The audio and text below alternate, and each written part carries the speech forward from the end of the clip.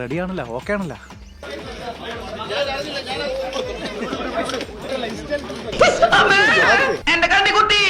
ഇയാളാണ് സാർ, ഇയാൾ കാരണമാണ് ഈ വേട്ടാവാളിനെ എഴുതിയാൽ 100 വട്ടം പറഞ്ഞ ഇതൊക്കെ ഔട്ട് ഓഫ് ഫാഷൻ ഇയാൾ സമ്മതിച്ചില്ല. അല്ലടാ വല്ല തൊഴിലുറപ്പ് പണിക്ക് പൊക്കൂടാ നിനക്കൊക്കെ.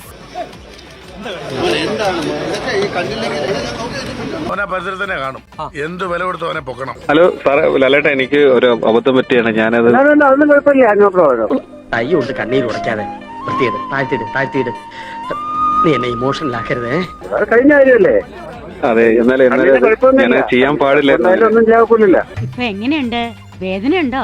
നല്ല സുഖമുണ്ട്. കിക്കിലെടുത്ത് വെറുതെ ഇരിക്കുമ്പോ വാതിലിടയിൽ വരൽ വെച്ചിട്ട് വലിച്ചടക്ക്. സുഖമുണ്ടോ?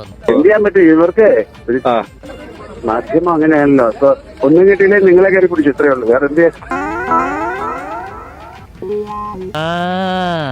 എന്നെ ആക്കിയതാ. മാധ്യമം അങ്ങനെയാണല്ലോ. അപ്പൊ ഒന്നും കിട്ടിയില്ലേ നിങ്ങളെ കയറി പിടിച്ചു, ഇത്രയേ ഉള്ളൂ. വേറെ എന്ത്? എന്തോ കുത്തി പറയുന്ന പോലെ എനിക്ക് ഫീൽ ചെയ്യുന്നുണ്ട് കേട്ടോ. അതെ അതെ, കൈ ലോക്കായി.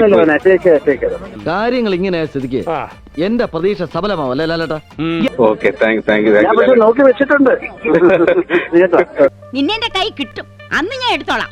ഈ പറഞ്ഞതിന് വേറൊരർത്ഥം ഇല്ലേ? ഏയ്, അങ്ങനെ പ്രത്യേകിച്ച് അർത്ഥമൊന്നുമില്ല.